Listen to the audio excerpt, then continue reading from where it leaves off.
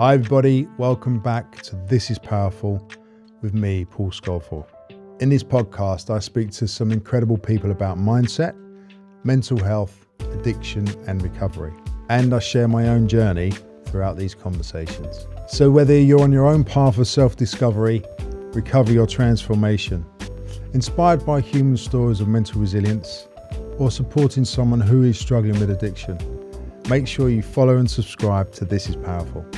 There'll be a new episode every Thursday.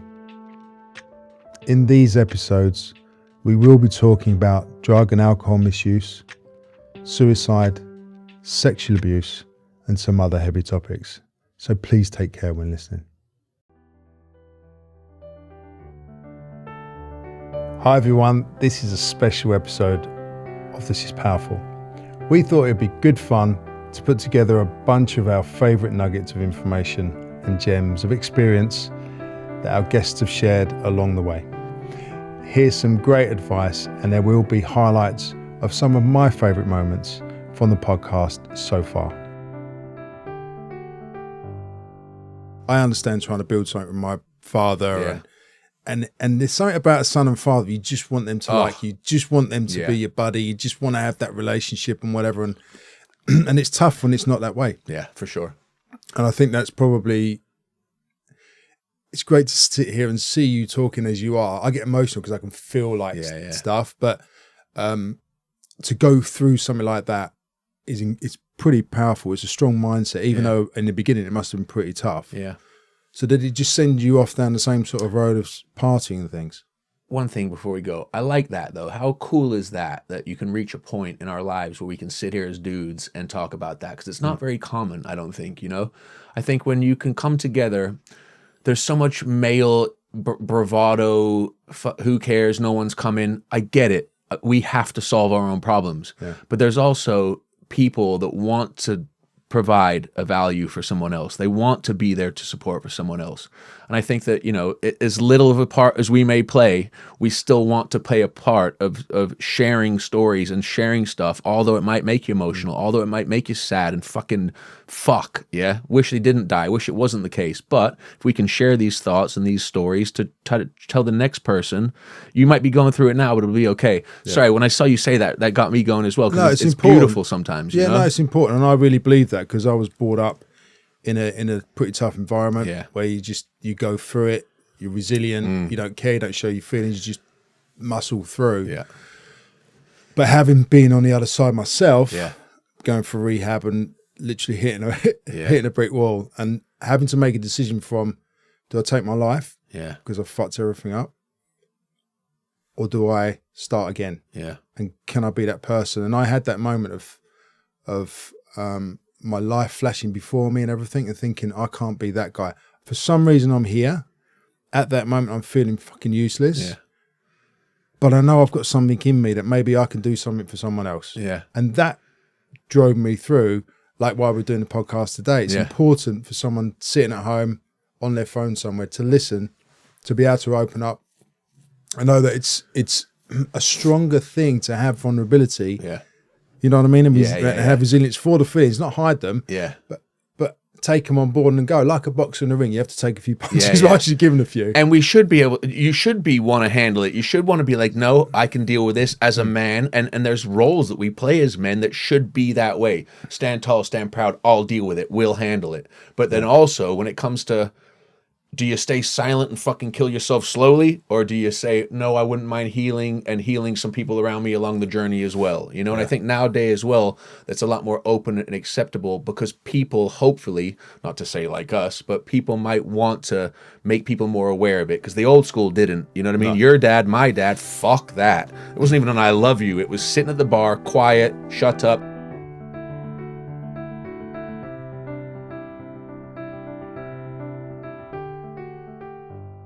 This urge that you're experiencing, it'll probably last for 10 or 15 minutes. And with urges, we describe them a bit like a wave because that intensity of feeling will grow and it'll get bigger and it'll get stronger. But you have to remember that it will also fall a bit like a wave. And so what we encourage people to do is to imagine it's a wave, that feeling, but also imagine that you're a surfer and you're going to surf the urge. And so this discomfort is temporary. Yeah. If you can just hold on and surf that urge, and it will pass. The other analogy that we sometimes use as well as the wave analogy, is imagining it's like a cloud in the sky. So any of our emotions or feelings, whether they're kind of unpleasant ones or urges, they're temporary. A bit like the clouds in the sky are temporary, and they'll pass through. And yes, it might be dark and stormy when the clouds are there, but the sun is always still behind those clouds, and those clouds will move on. It's just reminding yourself that this state that you're in right now isn't going to last forever. And if you can hold on to that, then it makes it easier to resist those temptations, those urges.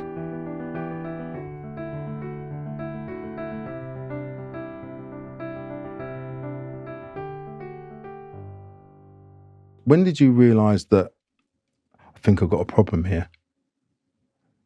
Or did you not realise that? Because some people have a stark day where they're like, oh, I've got a problem, I've got to sort it out, but can't or don't. And some people don't realise, they think it's their environment or someone else's issue. At the age of, I share this freely now, and I'll be open. At the age of 19, I put a gun in my mouth. Well, crying my eyes out. I was using, couldn't stop using, and I wanted to pull the trigger due to the fact that, which I own now, is sexual abuse as a child, and it affected me. And because I was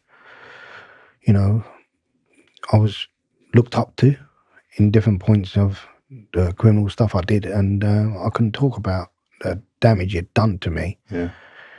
And there's one of the triggers which I used to have was, why did they do that to me? And, pour me, and then look for the answer at the bottom of the bottle or the packet. Yeah. And the answer never came. Yeah, thanks for sharing that, mate. It's a lot of us who's had stuff like that happen, and it causes so much damage. It does cause so much damage. And you want to take a break for a sec? Just take a minute, guys.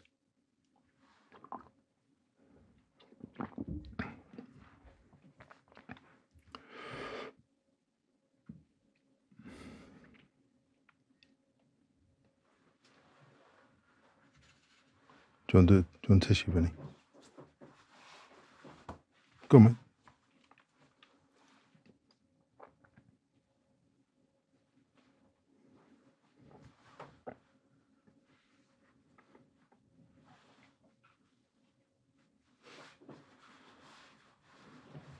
You all right? Thanks, mate. Oh, I'm glad you never pulled the trigger. What happened after that, mate? How did you move forward after that day? Because it's quite a heavy day. How did I move on from that? I turned into a Tasmanian devil. I never recovered. Right. Everything I did, everything I built up, I crumbled down quite quick. Every relationship I had ended because of my addiction. Yeah. And I didn't see a way out.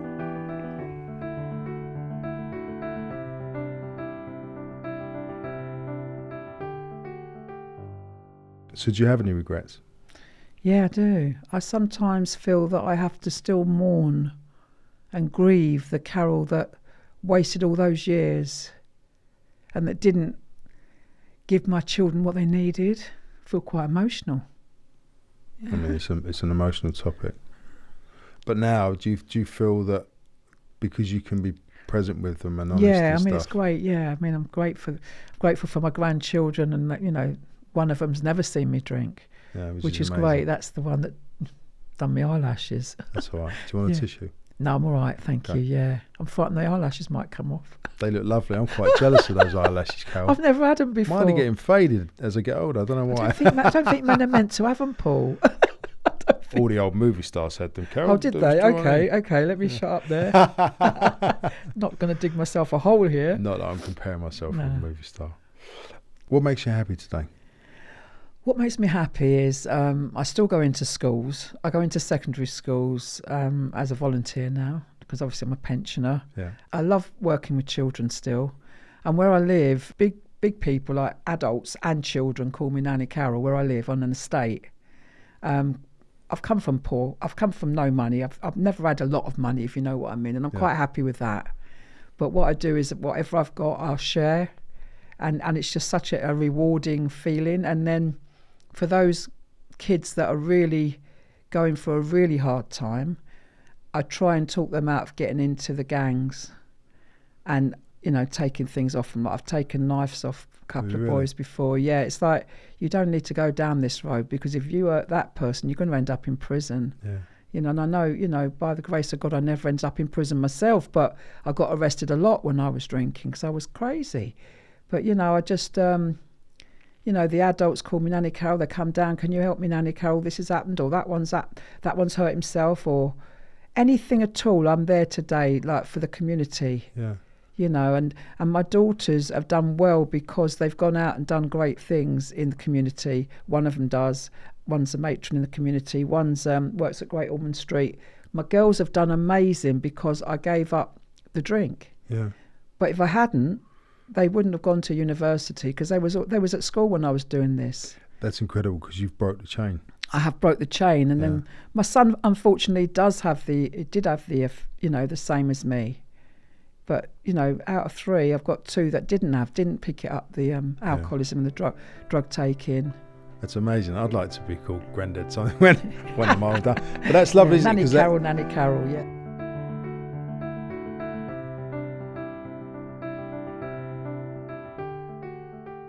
In your book, Who Says I'm an Addict, which I would highly recommend, you said in there that when you was in the North London Priory group that you told everyone to call themselves an addict rather than an alcoholic or something else. Why was that? Well, because addiction comes in people. It doesn't come in bottles or pills. And my experience is that if you have one, I used to make a joke. You come in with one addiction and you get 9 free. Yeah. Because, people come in for alcohol. We get them detoxed. They start doing recovery, but they cross-addict without even thinking about it. Now, I had a whole question about that cross-addiction, which I'd love to talk about, because when I was in there, Hilary Betts was there, and you'd be slipped a brown envelope to go and do SLA stuff. Yes. For those who don't know, it's sex, love, addiction. And I was thinking, I've been here I've done my 28 days. I'm doing another 28 days. I have no brown envelope. And then the morning came when I got the brown envelope. I was like, oh, shit. And it was what you said. I came in here for one thing, and now they're giving me loads of other, not realising that it's just uncovered, which is there. But I took tracksuit training gear because I thought, when I'm there, all I'm going to do is run around the grounds, do loads of push-ups, sit-ups, and just get super fit. And I wasn't allowed to do anything. And it was mentioned cross-addiction, which I had no idea at the time, which I know now. Could you tell us what cross-addiction is? Well, it's simply when you have one identifiable issue that's an addictive process. But having put it down, you move on to something else. So, chapter and verse, if you go to an AA meeting for alcoholism, you walk through the door and the first thing you're confronted with is a load of caffeine and a load of sugar. Because people, come in emaciated, and within weeks they've ballooned because sugar takes over from alcohol, and sugar is probably the most mood-altering substance on the planet. Yeah. Hence, the epidemic of obesity. Yeah. And is that the most common thing that people go on to? Because I know a lot of people, their smoking goes up, or they become a super ultra marathon runner overnight, or they do something excessive. Yes. I've tried to, when I went into the Priory myself, I went in for anxiety and depression, and slowly realised in about 5 minutes that I had a problem with alcohol and drugs. And I was like, okay, I'm going to stop what you did, coffee, tea, I'm not going to have anything. And within 4 days, I was completely pulling my hair out. Yes. And realised that's obviously too much.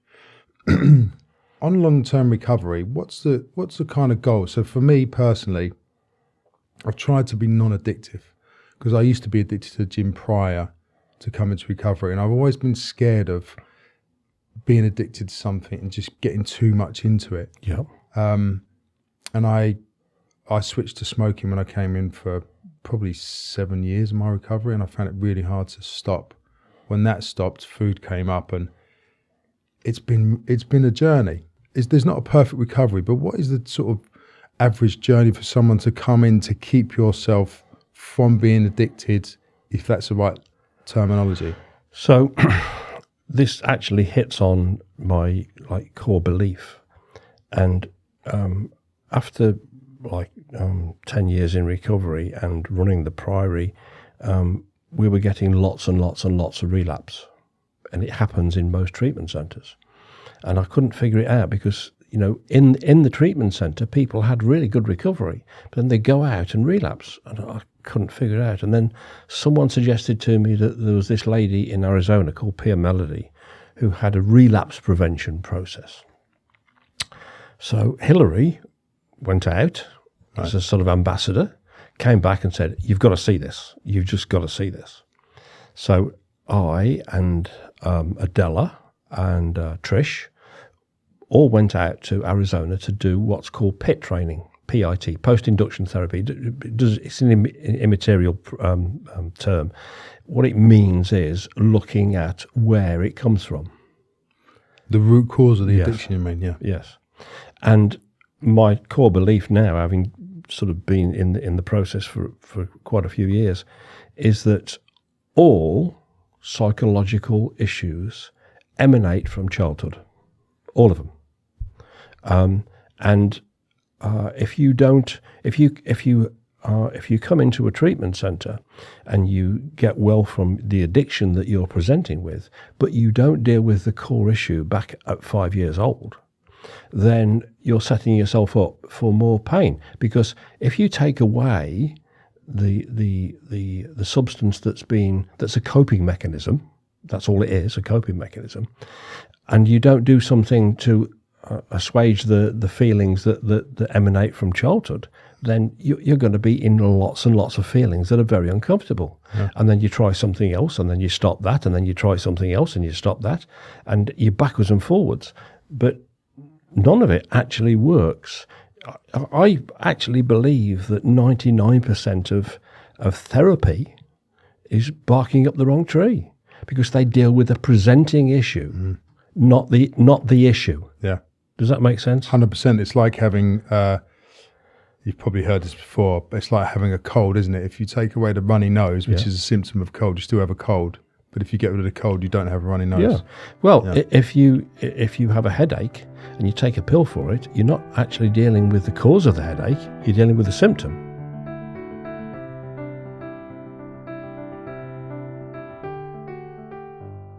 I'm convinced that there's a genetic part to addiction, because, and also in the 12-step community we talk about it. Some people say they feel like they was born with it, and they feel like they was born with a couple of layers of skin less. They're more sensitive to situations, and the reactions are different from other people. And others are like, nope, I totally drank myself into addiction, or I totally used myself into addiction. Is there a genetic part? The simple answer is yes. The complex answer is that it's more than just genetics. So really fascinating study was done at the end of last year, University of Michigan, and they looked at 200,000 people and they measured their genes. And you can do this thing where you look at all of the different genes in someone's genome. So a gene is something that will describe what color eye you have. But in this case, they were looking at genes that might be related to addiction. And what they found is that there were 19 different genetic mutations that were significantly associated with an increased likelihood of having an addiction. Wow. So it's not one gene. So certain neurological conditions like Huntington's, you have one gene deficit and you definitely get the syndrome. Whereas with addiction, it's a bit more complex. About 40 to 60% of the explanation for the disorder is genetic. And that can be due to one of these or several of these 19 different genes that an individual has. And those genes code for different things in the dopamine reward pathway. So the pathway is related to reward seeking or brain development. So that's one thing that we know, that there is this genetic heritability that you see. But beyond that, another really, really cool piece of research that was done is in this study called the ABCD study, and it tracks children's brains over time. 10,000 children, their brains are scanned at between 9 and 11 years old before they've even had a substance, and they scanned them again at 15. And what they did was they separated the kids into two camps, those that had tried a drug by 15 and those that hadn't. And they found that at 9 years old, 9 to 11, you could predict which kids, based on the front part of their brain, the frontal cortex, the thinner the frontal cortex, the higher the likelihood they were to use drugs before the age of 15. So that shows in some people, they have this abnormality in brain structure that predisposes them to want to take drugs.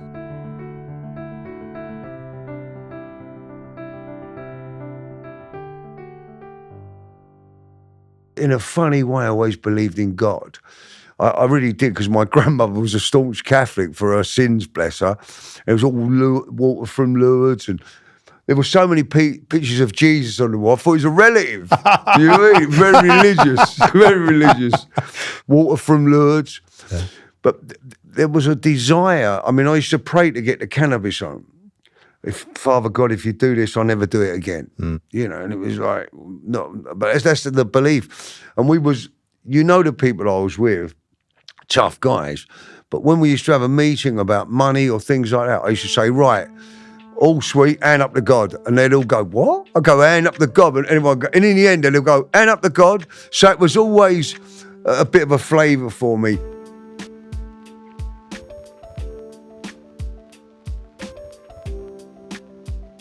This is Powerful is brought to you by Stride Foundation. If you or someone you know is struggling with addiction, please head over to www.stridefoundation.com, where you can find links to resources that may help.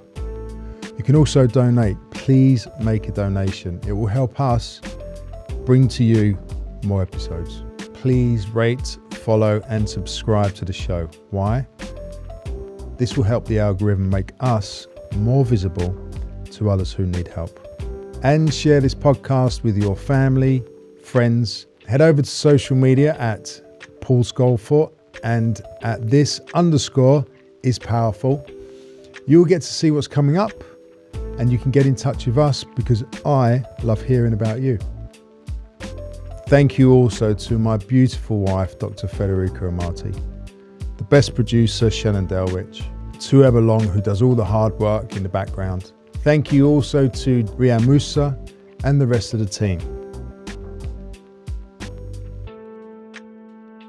Hi everybody, I'd really love to hear your views so that we can produce a podcast with the content that matters to you. It doesn't matter if you just joined us or if you've been listening from the start. We would love you to fill in the short listener feedback form, which you can find in the show notes. And let me know your thoughts on our podcast. It would really mean a lot. Thanks, guys.